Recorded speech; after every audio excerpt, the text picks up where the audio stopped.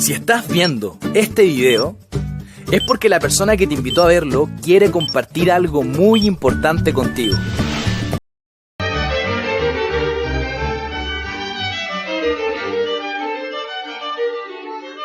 Capítulo 15. Los 6 fantasmas del temor. Antes de poder utilizar cualquier parte de esta filosofía con éxito, su mente tiene que estar preparada para recibirla. No es difícil. Empieza con el estudio, el análisis y la comprensión de los 3 enemigos que necesita eliminar de su mente: la indecisión, la duda y el temor. El sexto sentido nunca funcionará mientras estos 3 elementos negativos continúen en su mente, ya sea en su conjunto o por separado. Los elementos de este trío infernal se hallan estrechamente relacionados. Allí donde haya uno de ellos, puede estar seguro de que los otros 2 también se encuentran cerca. La indecisión es la semilla del temor. La indecisión se cristaliza en la duda, y ambas se mezclan y se convierten en temor. El proceso de mezcla suele ser lento.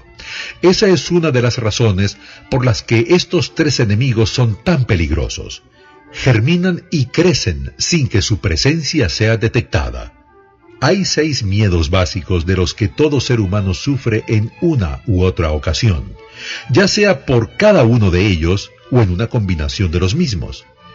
El propósito de este capítulo consiste en enfocar nuestra atención sobre la causa y la cura de estos 6 temores. Antes de poder dominar a un enemigo, debemos conocer su nombre, sus hábitos y el lugar de residencia. A medida que escuche, analícese a sí mismo y determine cuál de los 6 temores básicos está con usted, si es que tiene alguno. Cualquier persona sería afortunada si no sufriera de los 6. Citados por el orden en que suelen aparecer, estos son los temores: la pobreza, la crítica, la enfermedad, la pérdida del amor de alguien, la vejez, la muerte. Los temores son más que estados de la mente. El estado de la mente de cada cual se haya sometido a control y dirección. La naturaleza ha dotado al hombre de un control absoluto sobre una sola cosa: el pensamiento. Esto unido al hecho adicional de que todo lo que el hombre crea se inicia en la forma de un pensamiento, nos conduce muy cerca del principio mediante el cual podemos llegar a dominar el temor.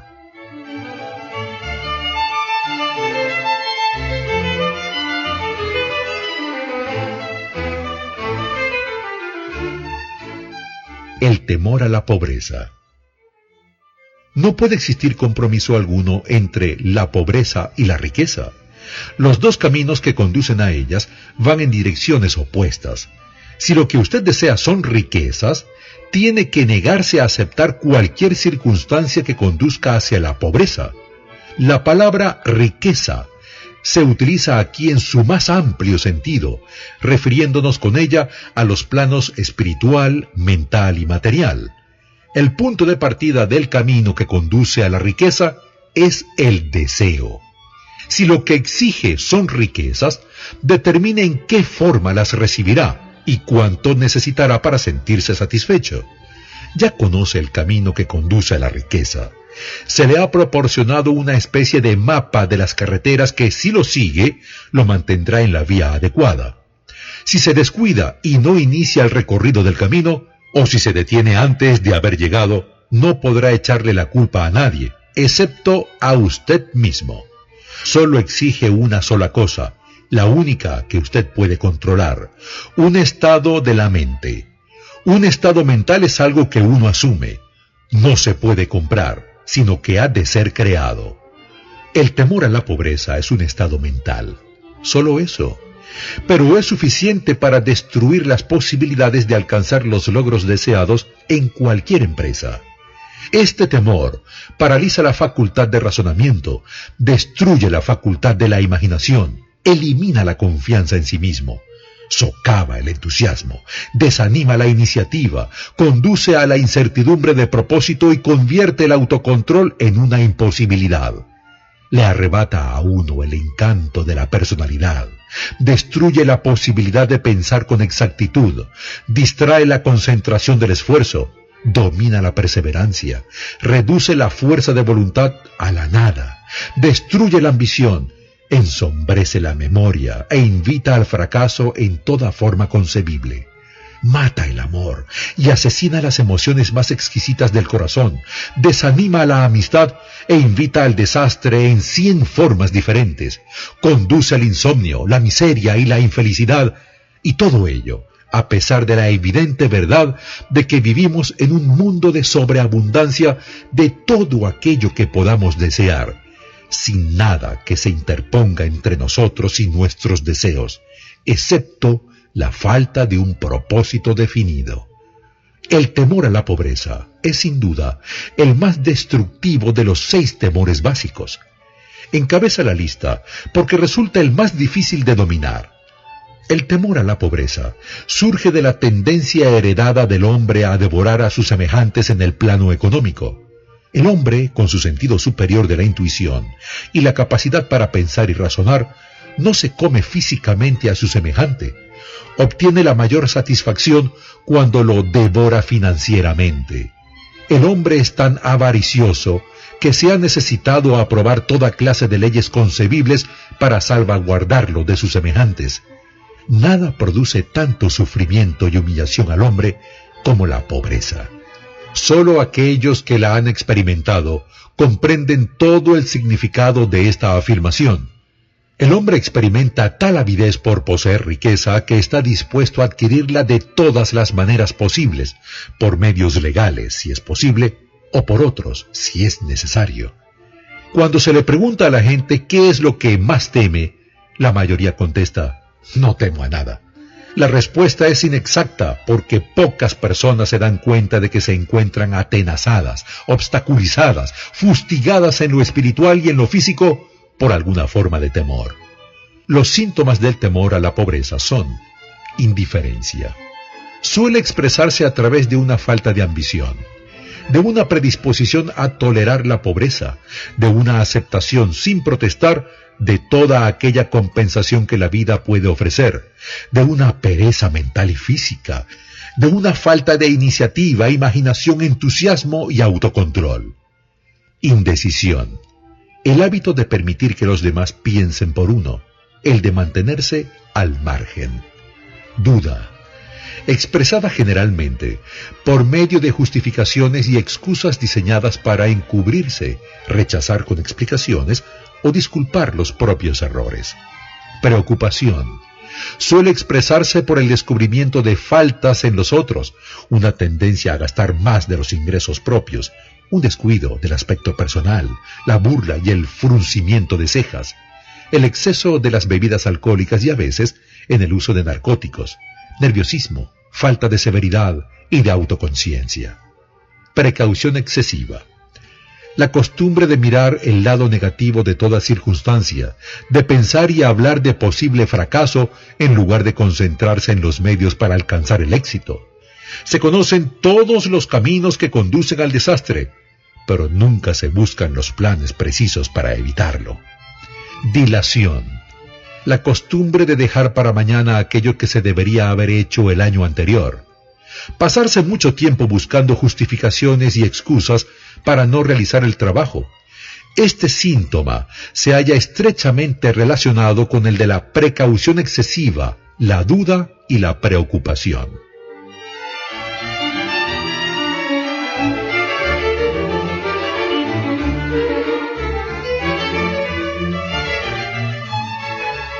El dinero habla. Algunos preguntarán, ¿por qué ha grabado un audiolibro sobre el dinero? ¿Por qué medir las riquezas en dólares? Algunos pensarán que hay otras formas de riqueza mucho más deseables que el dinero, y tienen razón. Sí, hay riquezas que no pueden medirse en términos monetarios, pero millones de personas pueden decir, dame todo el dinero que necesito y yo me encargaré de encontrar aquello que deseo. La razón principal por la que he grabado este audiolibro es porque millones de hombres y mujeres se encuentran paralizados por el temor a la pobreza.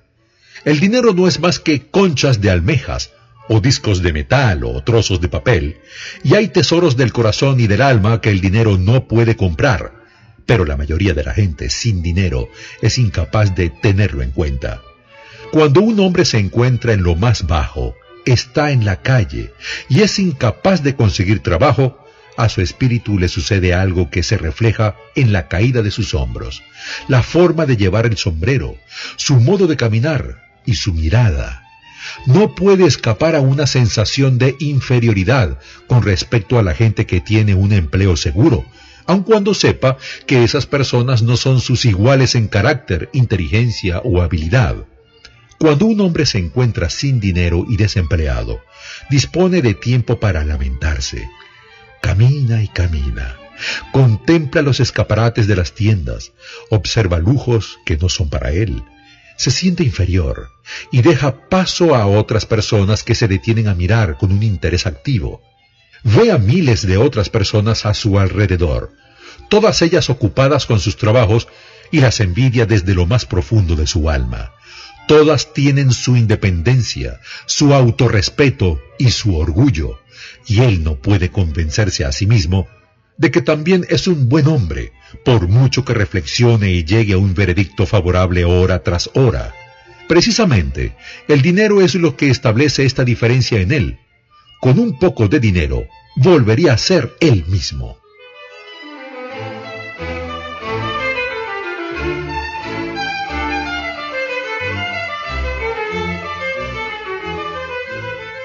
El temor a la crítica. Nadie puede afirmar con exactitud cómo llegó el hombre a experimentar este temor, pero lo cierto es que lo experimenta, y de una forma muy desarrollada. El temor a la crítica es parte de la naturaleza heredada del hombre que lo induce no solo a arrebatar los bienes y mercancías de sus semejantes, sino también a justificar su acción mediante la crítica del carácter de los demás. Es un hecho bien conocido que un ladrón critica al hombre al que ha robado, que los políticos que buscan un puesto no despliegan sus propias virtudes y sus calificaciones, sino que intentan desmerecer a sus oponentes. El temor a la crítica priva al hombre de su iniciativa, destruye su poder de imaginación, limita su individualidad, le quita la confianza en sí mismo y daña de 100 formas diferentes. Los padres a menudo hacen un daño irreparable a sus hijos cuando los critican. La madre de uno de mis compañeros de infancia solía castigarlo casi a diario con una palmada, completando la acción con la siguiente afirmación: «Terminarás en la cárcel antes de que cumplas los 20 años». A la edad de 17 años, fue enviado a un reformatorio. La crítica es la clase de servicio que le sobra a todo el mundo. Todos tenemos una buena reserva de crítica gratuita que entregar, tanto si se nos pide como si no. A menudo, los parientes más cercanos son los que peor ofenden. Debería ser considerado un crimen. En realidad, es un crimen de la peor naturaleza, el que cualquier padre produzca en su hijo complejos de inferioridad por medio de la crítica innecesaria. Los patronos que comprenden la naturaleza humana obtienen lo mejor de sus empleados no mediante la crítica, sino por medio de la sugerencia constructiva. Los padres pueden conseguir los mismos resultados con sus hijos. La crítica implanta el temor en el corazón humano, o el resentimiento, pero no construyen ni el amor, ni el afecto. Los principales síntomas del temor a la crítica son: timidez. Suele ser expresada por medio del nerviosismo, el retraimiento en la conversación y en el encuentro con personas extrañas, el movimiento extraño de las manos y de los pies, el desplazamiento de la mirada. Falta de serenidad, ausencia de control en la voz, nerviosismo en presencia de otros, postura deficiente del cuerpo, memoria pobre. Personalidad, escasa firmeza en las decisiones, falta de encanto personal y de habilidad para expresar opiniones definidas, estar de acuerdo con otros sin haber examinado sus opiniones con cuidado.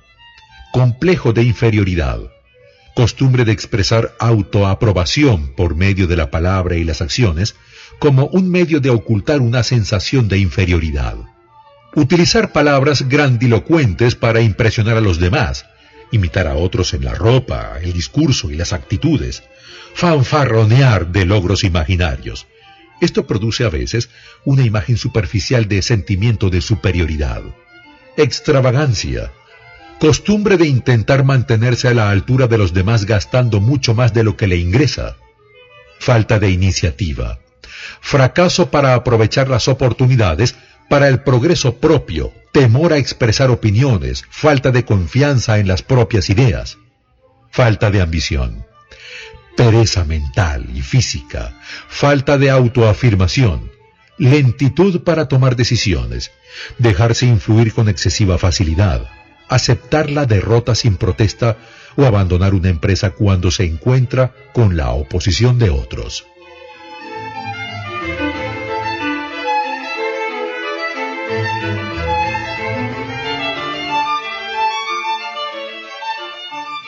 El temor a la enfermedad.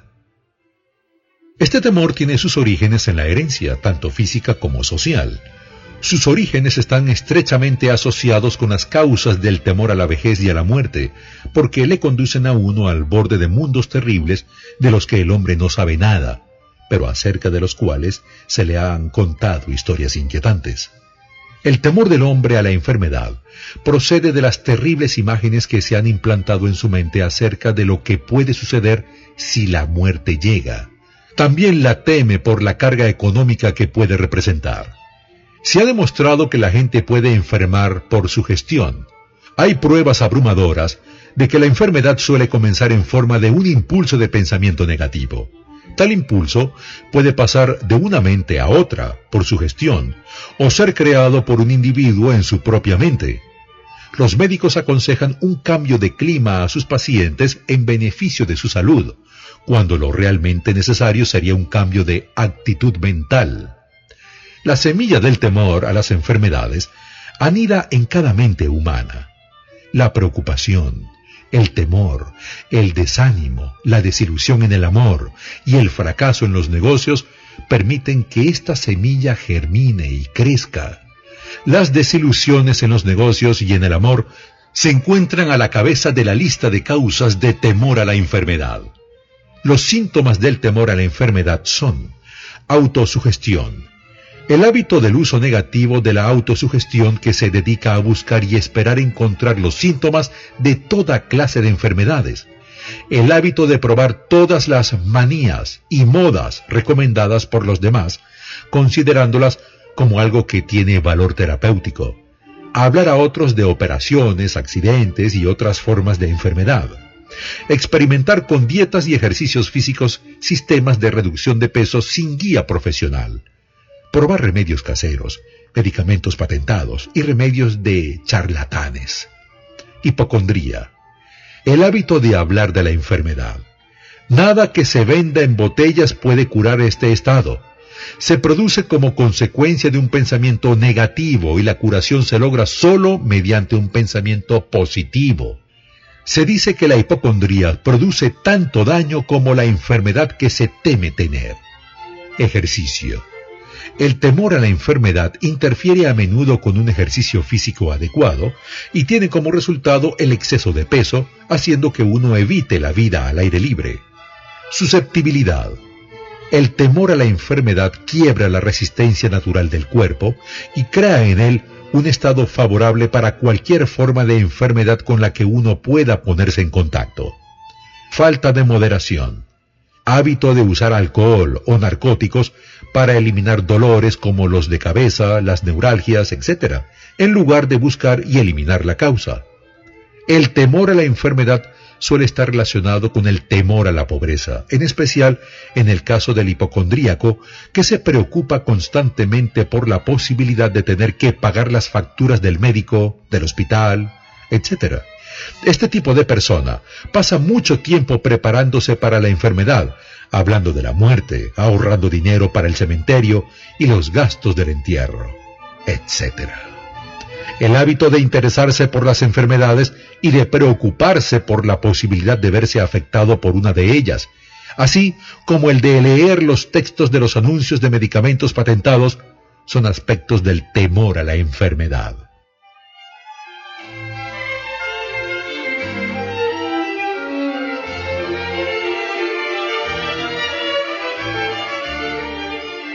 El temor a la pérdida del amor. Los celos y otras formas similares de neurosis surgen del temor heredado del hombre a la pérdida del amor de alguien. Este temor es el más doloroso de los 6 temores básicos.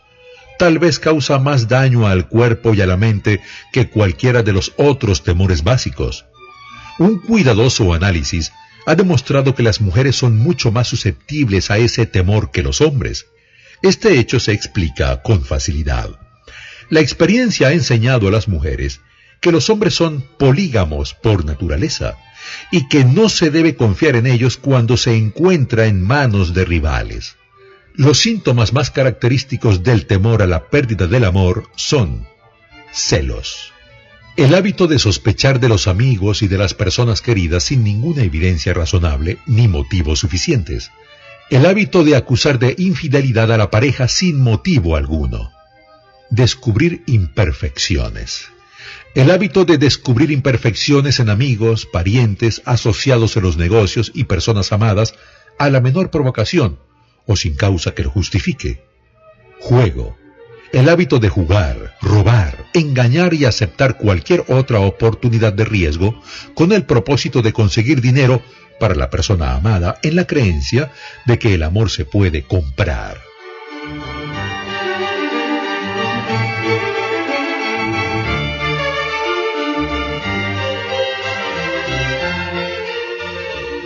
El temor a la vejez.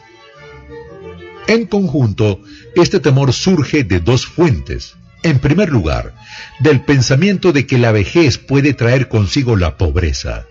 En segundo término, siendo esta la fuente más común, surge de enseñanzas falsas y crueles del pasado que se han mezclado demasiado bien con fuego y azufre, y otras ideas diseñadas con gran astucia para esclavizar al hombre a través del temor. La posibilidad de la mala salud, que se incrementa a medida que la gente envejece, contribuye asimismo a este temor tan común a la vejez. El erotismo también entra a formar parte del temor a la vejez, ya que a ningún hombre le agrada la idea de ver disminuida su atracción sexual. La causa más común de temor a la vejez va asociada con la posibilidad de la pobreza. Otra causa que contribuye al temor a la vejez es la posibilidad de perder la libertad y la independencia, ya que la vejez puede traer consigo la pérdida de la libertad, tanto física como económica. Los síntomas más comunes del temor a la vejez son la tendencia a reducir la actividad y a desarrollar un complejo de inferioridad en la edad de la madurez mental, hacia los 40 años, con la falsa creencia de que uno se descuida a causa de la edad. El hábito de hablar de uno mismo como pidiendo disculpas por ser viejo solo porque se han alcanzado los 40 o 50 años, en lugar de darle la vuelta a esa regla y expresar gratitud por haber alcanzado la edad de la sabiduría y la comprensión. El hábito de matar la iniciativa, la imaginación y la confianza en sí mismo al creer falsamente que se es demasiado viejo para ejercer esas cualidades. La costumbre de la persona de 40 años que se viste con el propósito de intentar parecer más joven y que actúa con las formas afectadas de los jóvenes, inspirando con ello el ridículo, tanto en los amigos como en los extraños.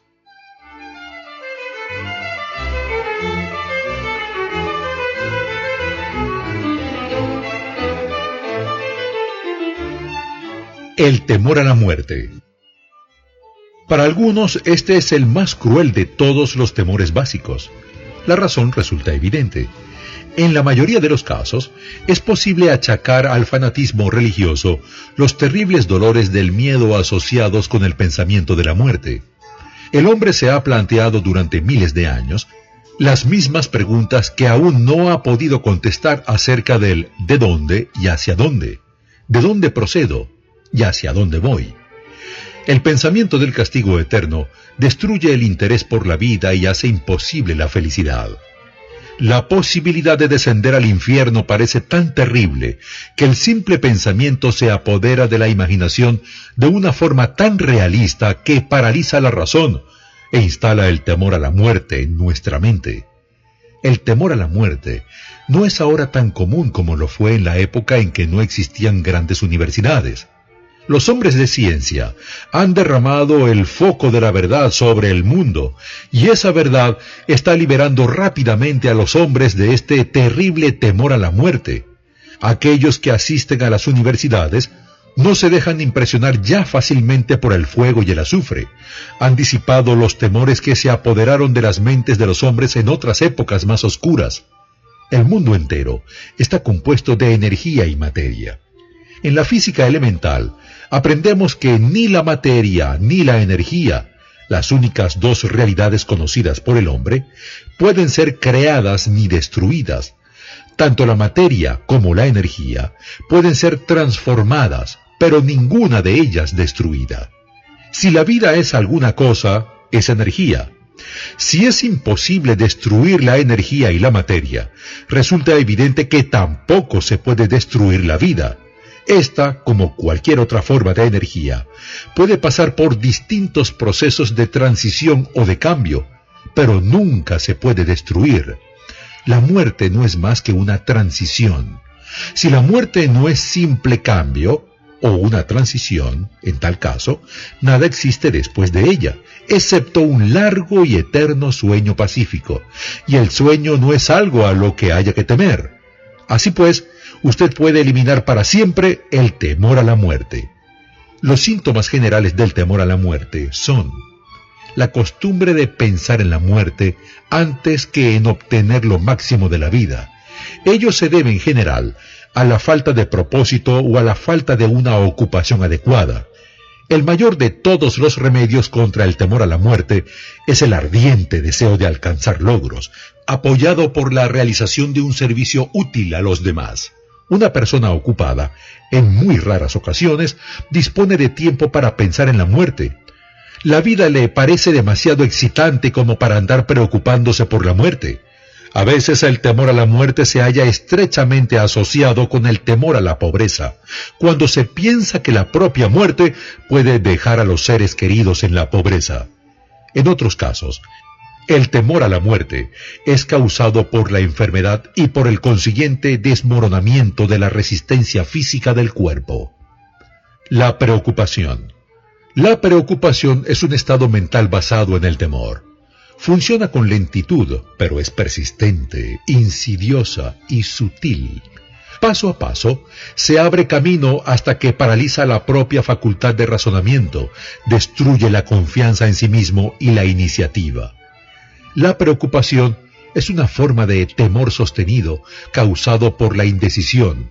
En consecuencia, se trata de un estado mental que se puede controlar.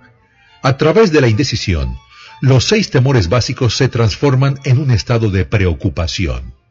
Elimine el temor a la pobreza adoptando la decisión de conseguir todas aquellas riquezas que pueda acumular sin preocupación. Aplaste el cuello del temor a la crítica, decidiendo no preocuparse por lo que la gente piense, haga o diga. Elimina el temor a la vejez, tomando la decisión de aceptarla como una gran bendición que lleva consigo la sabiduría, el autocontrol y la comprensión que no se conocen en la juventud. Libérese del temor a la enfermedad, adoptando la decisión de olvidarse de los síntomas. Domina el temor a la pérdida del amor, decidiendo salir adelante sin amor, si eso llegara a ser necesario. Mate la costumbre de la preocupación en todas sus formas, tomando la decisión general de que no hay nada en la vida por lo que valga la pena preocuparse.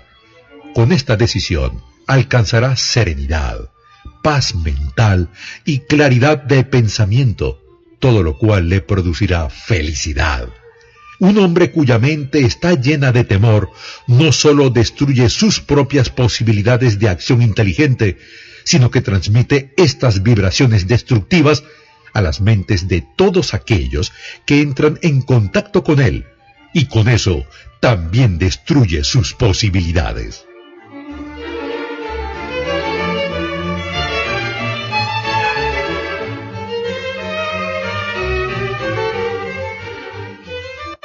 El desastre del pensamiento negativo. La persona que expresa los pensamientos negativos o los destructivos mediante las palabras puede estar casi segura de experimentar los resultados de esas mismas palabras en forma de retrocesos destructivos. En primer lugar, y quizás esto sea lo más importante a recordar, la persona que emite pensamientos de naturaleza destructiva tiene que sufrir un grave daño como consecuencia del desmoronamiento de la facultad de la imaginación creativa. En segundo término, la presencia de cualquier emoción destructiva en la mente desarrolla una personalidad negativa que repele a los demás y que a menudo los convierte en antagonistas. La tercera fuente de daño para la persona que tiene pensamientos negativos o que los emite radica en el hecho significativo de que esos impulsos de pensamiento no solo son nocivos para los demás, sino que impregnan el subconsciente de la misma persona que los emite y terminan por llegar a formar parte de su propio carácter. Su empresa en la vida es presumiblemente alcanzar el éxito. Para conseguirlo, debe encontrar la paz mental, adquirir los materiales necesarios para la vida y, por encima de todo, alcanzar la felicidad. Todas estas evidencias de éxito empiezan en forma de impulsos de pensamiento. Usted puede controlar su propia mente. Dispone usted del poder para alimentarla con aquellos impulsos de pensamiento que prefiera. Con este privilegio, también va la responsabilidad de utilizarlos de forma constructiva.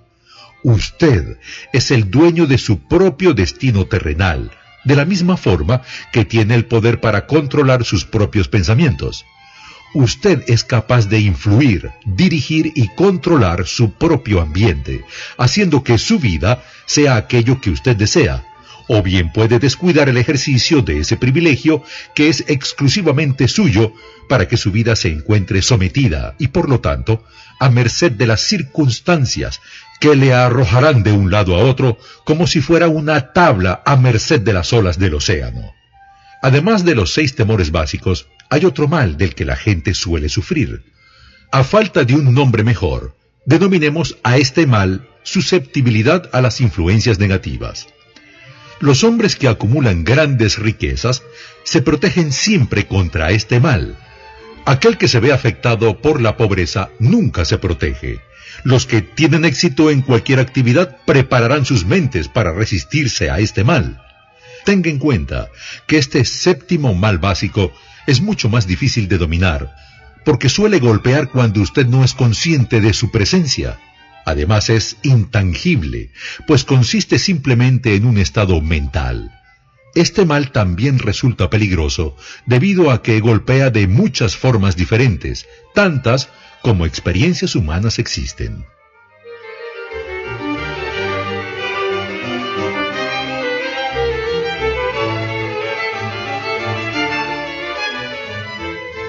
¿Cómo protegerse de las influencias negativas?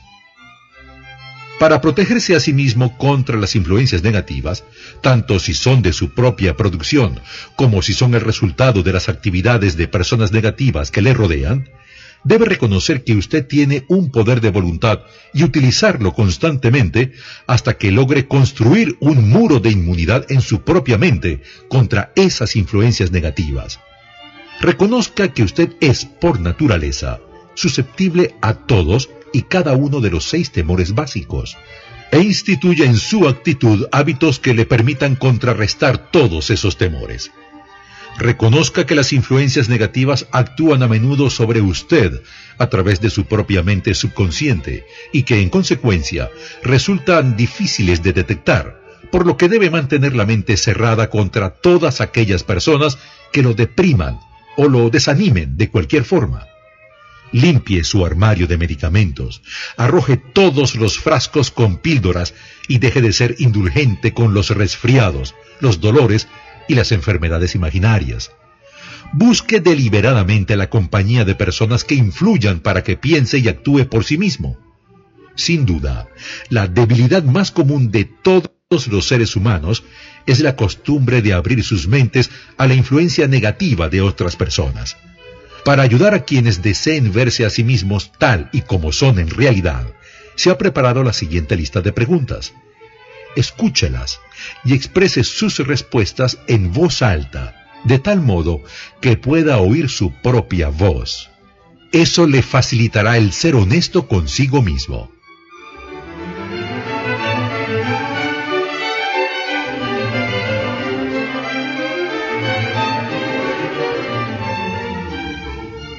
Cuestionario de autoanálisis.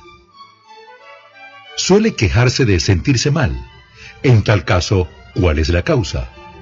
Encuentra defectos en las otras personas a la menor provocación.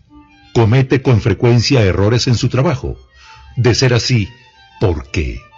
¿Se muestra usted sarcástico y ofensivo en su conversación? Evita deliberadamente la asociación con cualquier persona. Y si lo hace, ¿cuál es la causa? Sufre con frecuencia de indigestión. En tal caso, ¿cuál es la causa? Le parece que su vida es inútil y que no tiene esperanza de futuro. ¿Le gusta el trabajo que hace? Si no es así, ¿por qué?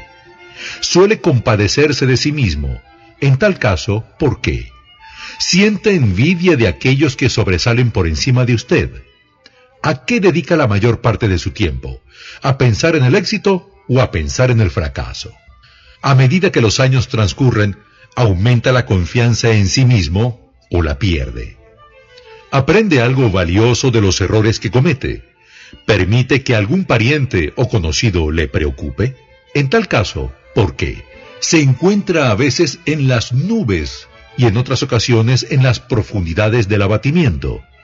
¿Quién tiene la influencia más inspiradora sobre usted? ¿Cuál es la causa? ¿Tolera las influencias negativas o descorazonadoras que podría evitar? ¿Recurre al licor, a los narcóticos o a los cigarrillos para tranquilizar los nervios? En tal caso, ¿por qué no intenta utilizar la fuerza de voluntad en su lugar? Tiene un gran propósito definido. ¿Cuál es y qué planes tiene para alcanzarlo? ¿Sufre usted alguno de los 6 temores básicos? En tal caso, ¿cuál o cuáles? ¿Dispone de un método para protegerse contra la influencia negativa de los demás? ¿Hace uso deliberado de la autosugestión para conseguir que su mente sea positiva?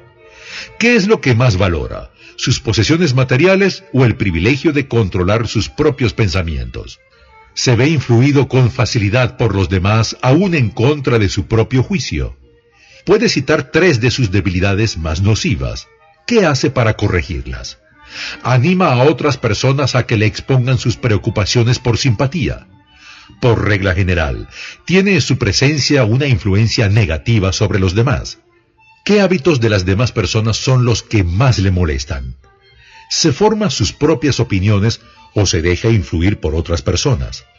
¿Ha aprendido a crear un estado mental con el cual protegerse contra todas las influencias descorazonadoras? ¿La ocupación a la que se dedica le inspira fe y esperanza? ¿Sería posible que alguna persona a la que considera su mejor amigo sea en realidad su peor enemigo debido a la influencia negativa que ejerce sobre la mente de usted? ¿Según qué reglas juzga quién es valioso para usted y quién es nocivo?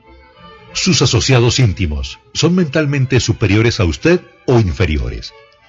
¿Cuánto tiempo de cada 24 horas dedica usted a su ocupación, dormir, jugar y relajarse, adquirir conocimientos útiles, desaprovechar el tiempo? Entre sus conocidos, ¿quién de ellos le estimula más, le previene más, le desanima más? ¿Cuál es su mayor preocupación?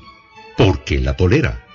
Cuando otros le ofrecen un consejo no solicitado, ¿lo acepta sin cuestionarlo o analiza sus motivaciones? ¿Qué es lo que más desea por encima de todo lo demás? ¿Tiene intención de conseguirlo? ¿Está dispuesto a subordinar el resto de sus deseos a eso? ¿Cuánto tiempo dedica al día a conseguirlo? ¿Cambia de opinión con frecuencia? En tal caso, ¿por qué? ¿Suele terminar todo aquello que empieza? ¿Se siente fácilmente impresionado por los negocios o por los títulos personales, grados académicos o riqueza de otras personas? ¿Se siente influido fácilmente por lo que otras personas piensan o dicen de usted? ¿Valora a las personas por su estatus social o financiero? ¿Quién cree que es la persona más grande que vive en la actualidad? ¿En qué aspecto considera que esa persona es superior a usted? ¿Cuánto tiempo ha dedicado a estudiar y contestar a todas estas preguntas? Al menos se necesita un día para llevar a cabo el análisis y dar respuesta a todas las preguntas de la lista. Si ha contestado a todas estas preguntas con sinceridad, Sabe más acerca de sí mismo que la mayoría de las personas. Estudie las preguntas con sumo cuidado. Vuelva a revisarlas una vez a la semana durante varios meses y asómbrese ante la cantidad de conocimiento adicional de gran valor que habrá adquirido sobre sí mismo por el simple método de contestar con honradez a estas preguntas. Si no se siente seguro en lo que se refiere a las respuestas a algunas preguntas, busque el consejo de quienes le conozcan bien, en especial de aquellos que no tienen motivo alguno para halagarlo, y véase a sí mismo a través de sus ojos. La experiencia le resultará asombrosa. La única cosa sobre la que usted tiene control absoluto. Usted dispone de un control absoluto sobre una única cosa: sus pensamientos. Esta prerrogativa divina es el único medio del que usted dispone para controlar su destino. Si no logra controlar su mente, puede estar seguro de que no logrará controlar nada más. Si tiene que ser descuidado en lo que se refiere a sus posesiones, deje que sea en relación a las cosas materiales. Su mente es su posesión espiritual. Protéjala y utilícela con todo el cuidado al que tendría derecho la realeza divina. Para ese propósito se le dio la fuerza de voluntad. Hombres con mentes negativas trataron de convencer a Thomas Alva Edison de que no podría construir una máquina que registrara y reprodujera la voz humana, porque, dijeron, nunca antes nadie ha producido una máquina igual. Edison no les creyó. Sabía que la mente era capaz de producir cualquier cosa que la propia mente pudiera concebir y creer. Y ese conocimiento fue lo que elevó al gran Edison por encima del rebaño común. Personas de mentalidad dubitativa se burlaron cuando Henry Ford probó su primer automóvil, toscamente fabricado, en las calles de Detroit. Algunos afirmaron que aquel artefacto jamás sería práctico. Otros dijeron que nadie pagaría un céntimo por aquel cacharro. Ford replicó: llenaré la tierra con vehículos que dependerán del motor. Y lo hizo. El método más práctico de todos para controlar la propia mente es el hábito de mantenerla ocupada con un propósito definido, apoyado por un plan concreto. Estudie todo lo que pueda sobre cualquier hombre que haya alcanzado un éxito notable y observará que ese hombre tiene control sobre su propia mente, que ejercita ese control y que lo dirige hacia la obtención de objetivos definidos. Sin la existencia de ese control, el éxito no es posible.